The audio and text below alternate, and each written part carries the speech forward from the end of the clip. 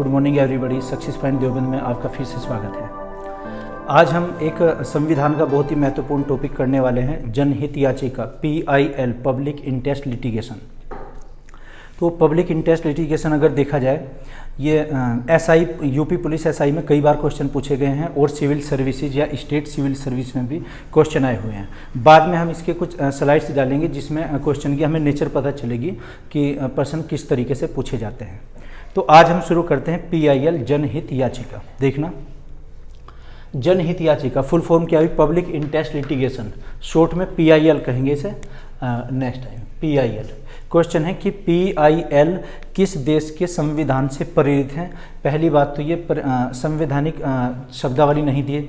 बाद में क्योंकि कोर्ट ने या सुप्रीम कोर्ट की अमेरिका की जो फेडरल कोर्ट होती है, फेडरल कोर्ट ने इसको एक्सप्लेन किया था अपनी सुविधा के अनुसार। तो अगर ये क्वेश्चन आता है कि किस देश से प्रेरित है, तो हम अमेरिका इसका आंसर लगाएंगे। अमेरिका से प्रेरित है जनहित याचिका, फिर इसे हमने अपनाया। हालांकि सुप्रीम कोर्ट और हाई कोर्ट में ये अप्लाई कर सकते हैं हम PIL के लिए। तो अमेरिका में इसको सोशल एक्टिविटी रिट बोलते हैं। देखना क्या कहेंगे अमेरिका में, सोशल एक्टिविटी रिट, सामाजिक कार्रवाई याचिका। SI में क्वेश्चन पूछा गया है कि अमेरिका में PIL को किस नाम से जानते हैं, और ये भी क्वेश्चन आए हैं कि किस देश से प्रेरित है, US से, अमेरिका से, है ना। और भारत में जो सबसे पहले इसका प्रयोग किया था, जो सुप्रीम कोर्ट के न्यायाधीश थे, न्यायमूर्ति PN भगवती और कृष्णा अय्यर।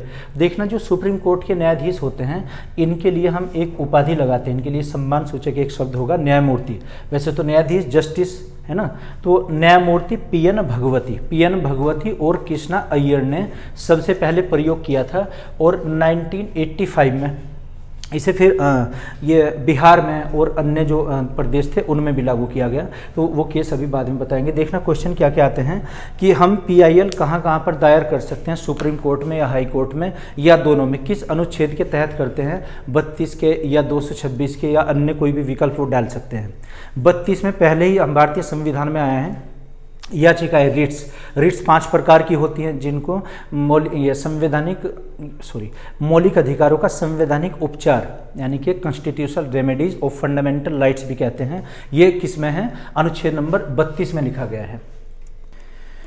तो रजनी जी समझ रहे हैं यहाँ पे 32 में हाँ क्या चीज़ें हैं? एक तो इसमें PIL हम दायर करेंगे, और 32 में ये रिट्स भी आती हैं, याचिकाएं भी आती हैं। तो ये भी एक परिसार दृष्टिकोण से बहुत ही इंपॉर्टेंट टॉपिक है, अनुच्छेद 32। पहले हम इसके बारे में भी डिस्कस कर लेते हैं। देखना, आर्टिकल 32 मौलिक अधिकारों का संवैधानिक उपचार, fundamental remedies of constitutional remedies of fundamental rights. ये रिट्स होती हैं। रिट्स कितने प्रकार की है? 5 प्रकार की। ये क्वेश्चन आया है कि अनुच्छेद 32 के अंतर्गत रिट्स जो याचिकाएं होती हैं वो कितने प्रकार की होती हैं? 5 टाइप्स होते हैं, उसके 5 प्रकार होते हैं। कौन कौन से? परमादेश, अधिकार परीक्षता, बंदी प्रत्यक्षीकरण, उत्प्रेषण और ये प्रतिषेध। ये 5 प्रकार के होते हैं। परमादेश को क्या कहा जाएगा? मैंडामस। देखना, इसके ये इंग्लिश वाले नाम आते हैं, ऑप्शन में लिखे हुए। मैंडामस कोई हिंदी में लिख देंगे, है ना, तो इसके नाम आप हिंदी और इंग्लिश दोनों में याद करने हैं। ओके, तो परमादेश को क्या कहा जाएगा? मैंडामस। अधिकार परीक्षता को क्यू वारंटो, है ना। बंदी प्रत्यक्षीकरण, हेबियस कॉर्पस। इसका जो नाम है ये इंग्लिश वाला आता है, हेबियस कॉर्पस, हालांकि लेटिन भाषा का शब्द है। हेबियस कॉर्पस का अर्थ क्या होता है अभी बताएंगे। और एक प्रतिषेध को प्रोहिबिशन, और ये उत्प्रेषण को ये सर्टियोरेरी, है ना। ये इसके ये 5 प्रकार की रिट्स होती हैं। तो देखना, जो परमादेश की रिट है एक्चुअली क्या है कि जो हमारे फंडामेंटल राइट्स हैं वो अनुच्छेद नंबर 12 से, हालांकि 12 और 13 में तो परिभाषा बताई गई है 14 to 35, यानी कि 14 से 35 भी हो सकते हैं, 12 से 35 तक उसमें डिफाइन किए गए हैं, उन्हें परिभाषित किए गए हैं।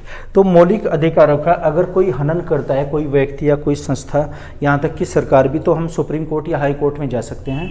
और सुप्रीम कोर्ट में हम जो जाएंगे, हमारा तो अनुच्छेद 32 होगा, हम 139 के तहत वहाँ पर मांगेंगे, और हाई कोर्ट जो जारी करेगा रिट्स वो 226 के अकॉर्डिंग करता है। तो ये जो 5 प्रकार की रिट्स हैं, परमादेश की रिट सुप्रीम कोर्ट कब जारी करेगा या हाई कोर्ट कब जारी करेगा, इसको आप ऐसे समझिए। देखना, एक और बेसिक चीज़ समझिए। वैसे तो इसकी हमने एक वीडियो डाली हुई है हाई कोर्ट सुप्रीम कोर्ट की, आप वहाँ भी देख सकते हैं। अनुच्छेद 32 की अलग से वो भी देख सकते हैं। सबसे पहले क्या होती है, किसी भी केस की एक एफआईआर होती है, नज़दीकी थाने में होगी। जो एफआईआर की full form first information report, जिसको हम प्राथमिकी भी बोलते हैं, या केस फाइल कराना कहते हैं, कि केस दर्ज करा दिया किसी के खिलाफ। एक वादी होता है, एक प्रतिवादी। वादी तो वो होगा जो केस लिखवाता है, रिपोर्ट जो लिखवाएगा वादी, जिसके खिलाफ लिखवाएगा प्रतिवादी, है ना, रिस्पॉन्ड हो जाएगा वो।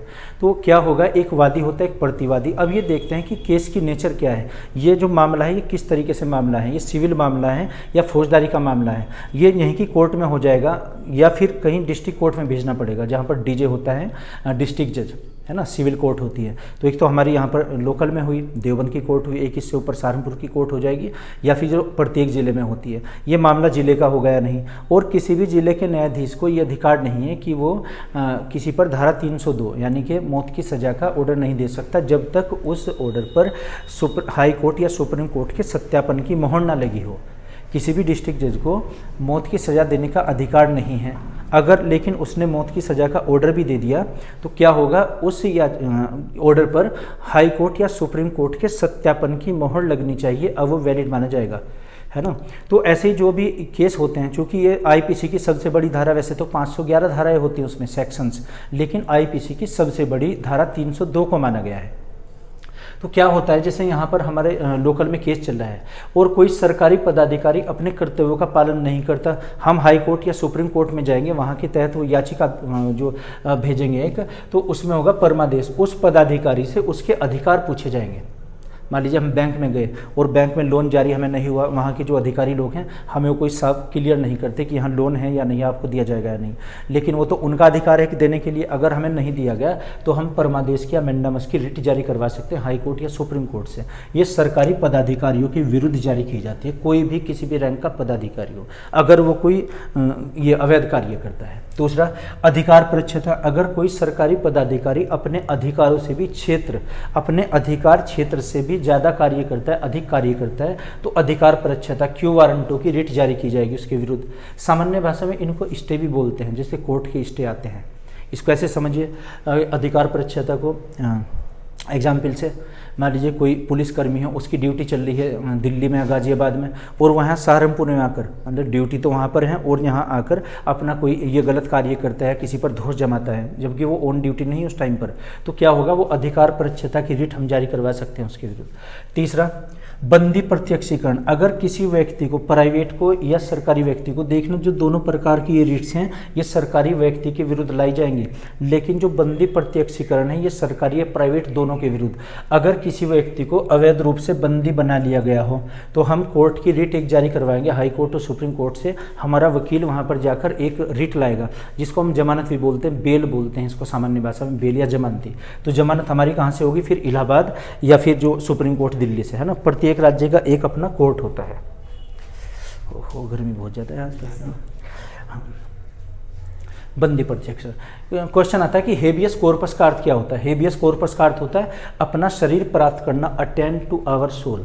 अगर हमें अवैध रूप से बंदी बना लिया गया, या तो हम थाने के लोकअप में बंद होंगे या फिर नज़दीकी हमें जेल में बंद कर दिया जाएगा, हालांकि मुकदमा अभी चल ही रहा है, तो क्या होगा, हमारा वकील हमारा एक सबसे पहले बेल कराएगा, वहाँ से जमानत कराएगा एक ही। तो इसको क्या बोलते हैं, हेबियस कॉर्पस को शरीर प्राप्त करना। ओके।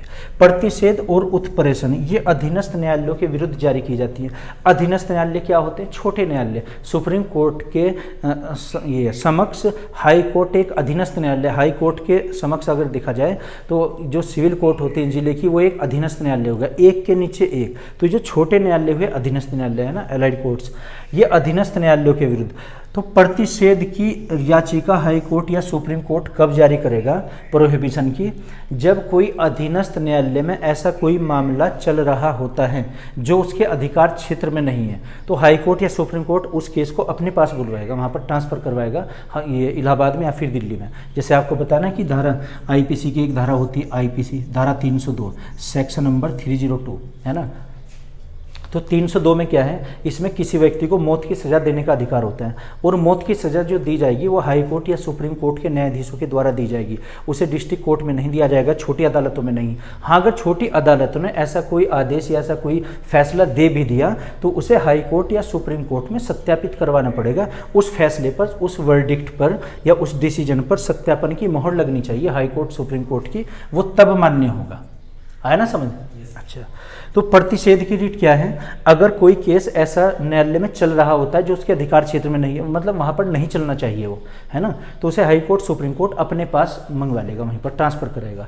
और उत्प्रेषण क्या होता है? अगर किसी छोटी अदालत ने, एलाइड कोर्ट ने ऐसा कोई ये फैसला दे भी दिया जो उसको नहीं देना चाहिए था। देखना, इसमें तो प्रोसेसिंग में है, मामला चल रहा है अभी, कीपिंग ऑन, है ना, अभी ऑन गोइंग है, वो मामला चल ही रहा है, उस पर सुनवाई चल रही है, तो उस मामले को बुलाएगा।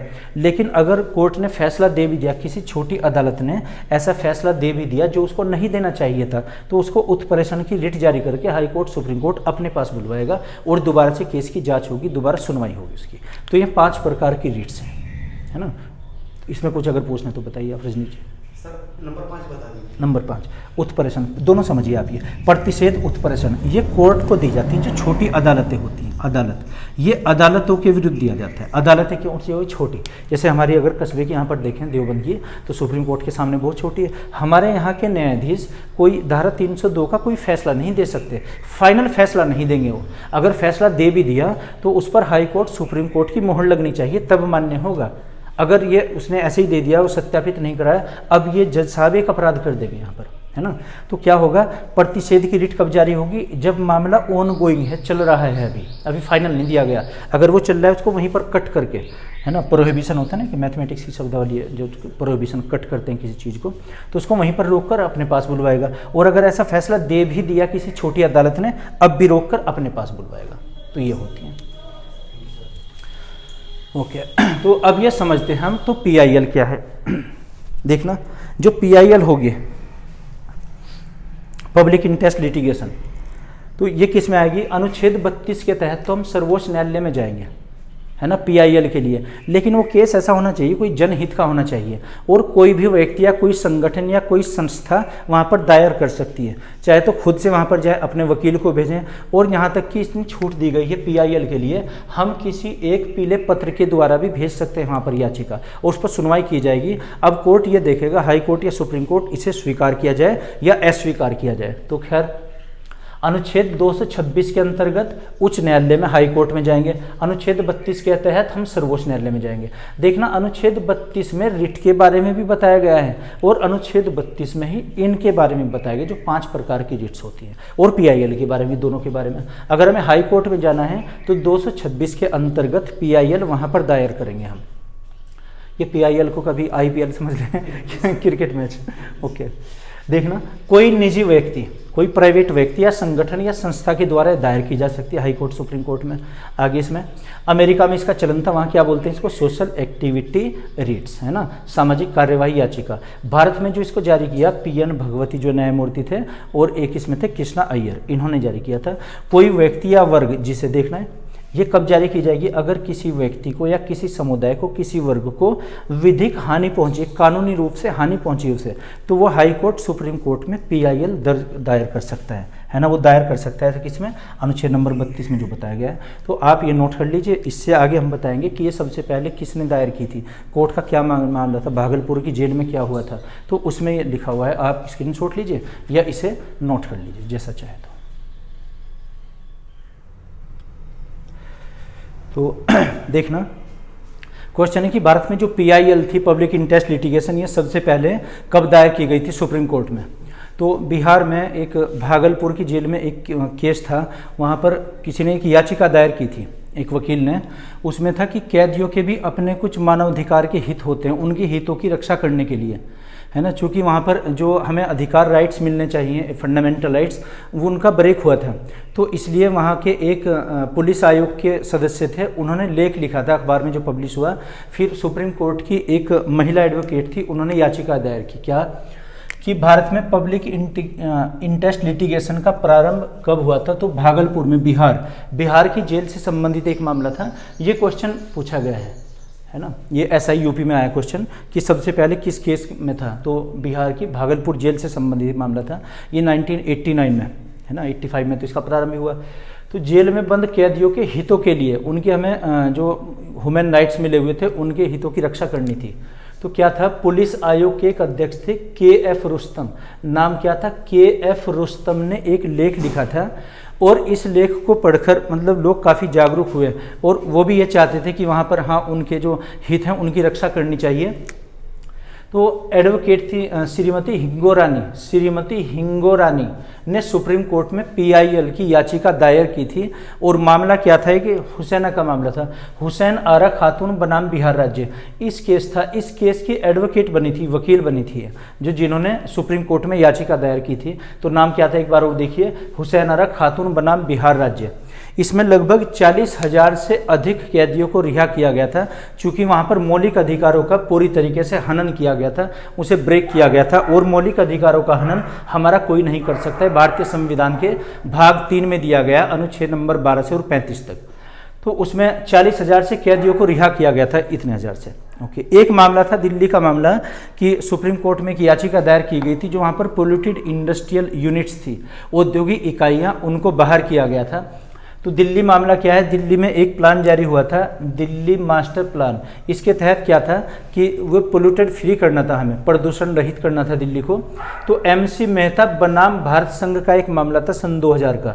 इस केस में क्या था, एक याचिका सुप्रीम कोर्ट में दायर की गई और वहाँ पर अनुच्छेद 21 को अगर हम देखें, अनुच्छेद 21 में क्या है, प्राण और दैहिक स्वतंत्रता अर्थात जीने के अधिकार में मरने का अधिकार शामिल नहीं है, उसको ध्यान में रखते हुए दिल्ली से लगभग 1 लाख औद्योगिक इकाइयां दिल्ली से बाहर की गई थी। औद्योगिक इकाइयों को दिल्ली से बाहर किया गया है ना, उनको ज़्यादातर अधिकार दिया गया जो इंडस्ट्रियल यूनिट बनी है फिर हरिद्वार रानीपुर के पास। अच्छा, और अन्य क्वेश्चन क्या आए हैं, तो हमें इसमें मेन तो यही केस याद करना है कि सबसे पहले किस जेल में था, भागलपुर, बिहार से संबंधित था एक केस। ओके, क्वेश्चन है कि अगर हम हाई कोर्ट में जारी करते हैं दायर, उसमें याचिका दायर करेंगे तो उसमें कितनी कॉपी में करनी पड़ती है, 2 में, और अगर सुप्रीम कोर्ट में करते हैं तब ये 5 में करनी पड़ती है। UPSI में दोनों क्वेश्चन आए हुए हैं, है ना। फिर से देखिएगा, हाई कोर्ट उच्च न्यायालय में दायर PIL 2 प्रतियों में 2 कॉपियों में जमा करनी पड़ती है। एक रेस्पोंड को दी जाएगी कि हम किसके खिलाफ करना चाहते हैं, और दूसरी सुप्रीम कोर्ट में दायर PIL पब्लिक इंटरेस्ट लिटिगेशन, ये 5 कॉपी में 5 प्रतियों में होती है ना। एक प्रति रेस्पोंड को देनी पड़ेगी जिसके विरुद्ध हम ये याचिका दायर कर रहे हैं। क्वेश्चन है कि क्या PIL को एक पोस्ट कार्ड पर भी दायर किया जा सकता है। UPSI में क्वेश्चन है सारे जो आपको लिखे हुए हैं। तो SI में क्या है, PIL को एक पोस्ट कार्ड के माध्यम के द्वारा भी दायर किया जा सकता है हाई कोर्ट या सुप्रीम कोर्ट में। सुप्रीम कोर्ट में अनुच्छेद 32 के तहत और हाई कोर्ट में 226 के अंतर्गत। ओके, नेक्स्ट देखिएगा, PIL की सुनवाई के दौरान वापस लेने का अधिकार नहीं है। जब PIL वहाँ पर दायर हो जाती है, देखना इसको स्वीकार करना या अस्वीकार करना ये कोर्ट का, अदालत का अपना विवेक है। हाई कोर्ट इसे स्वीकार करना चाहता है या अस्वीकार करना चाहता है। ऐसे ही सुप्रीम कोर्ट भी स्वीकार भी कर सकता है, अस्वीकार भी। एक बार जब एक्सेप्ट कर लिया गया, अब वापस लेने का अधिकार नहीं है इसे। PIL को हम वापस नहीं ले सकते फिर जब इसको कंसेंट मिल जाती है या सुनवाई चल रही होती है, उस टाइम पर वापस नहीं ली जाएगी। एक क्वेश्चन इसमें, इंदिरा गांधी बनाम भारत संघ का एक मामला था, ये रिजर्वेशन से, सरकारी नौकरियों में रिजर्वेशन से संबंधित है। संविधान में और भी पढ़ा जाएगा मौलिक अधिकारों में। तो इंदिरा साहनी केस में PIL है ना, इसको PIL माना गया था। सरकारी नौकरियों में पिछड़े वर्ग को के लिए आरक्षण की व्यवस्था की जाएगी। सरकारी नौकरियों में पिछड़ा वर्ग, और इसमें फिर ये भी व्यवस्था की गई है क्रीमी लेयर वाली। क्रीमी लेयर की क्या होती है कि उसमें कट ऑफ एक रख देते हैं कि अगर 1 वर्ष में वार्षिक आमदनी इतनी है तो उसको रिजर्वेशन नहीं दिया जाएगा। फिर आय प्रमाण पत्र वहाँ पर जमा होता है पिता के नाम का, और नियुक्ति के समय अगर ये रिजर्वेशन दिया गया है तो पदोन्नति में नहीं दिया जाएगा। अगर नियुक्ति में के समय वो जनरल कैटेगरी में नियुक्त हुआ है तो उसे प्रमोशन में दिया जाएगा, फिर पदोन्नति में दिया जाएगा। तो ये PIL से संबंधित जो SI की परीक्षा में या PCS में क्वेश्चन है वो आए हुए हैं, इसको आप नोट कर लीजिए, चाहे तो स्क्रीनशॉट ले लीजिए। फिर भी इससे संबंधित अगर कुछ डाउट है या कुछ भी क्वेश्चन आपके हों तो कमेंट बॉक्स में आप लिख सकते हैं। देखना जो हमारे चैनल पर संविधान की प्ले लिस्ट है इंडियन कॉन्स्टिट्यूशन की, उसमें लगभग काफ़ी टॉपिक हमारे कवर हो चुके हैं। और फिर भी अगर आपको ये लगता है कि हमारा ये पोर्शन, ये पार्ट कुछ वीक है, तो आप उसमें मैसेज कीजिए, कमेंट बॉक्स में आप बता सकते हैं। अब हम जो नई वीडियो हैं, एक प्ले लिस्ट जो हम बनाएंगे वो हमारी बनेगी मूल विधि की, स्पेशली SI के लिए, है ना। जो मूल विधि IPC होती है, इंडियन पेनल कोड, भारतीय दंड संहिता, तो भारतीय दंड संहिता के बारे में वीडियोस बनाएंगे। इसमें लगभग काफ़ी टॉपिक्स हमारे कवर हो चुके हैं। फिर भी अगर कोई आपको डाउट है तो बता सकते हैं आप ये। तो ये मैं आशा करता हूँ कि समझ आया होगा, अगर नहीं तो कमेंट बॉक्स में आप लिख कर बताइएगा। Okay, thank you.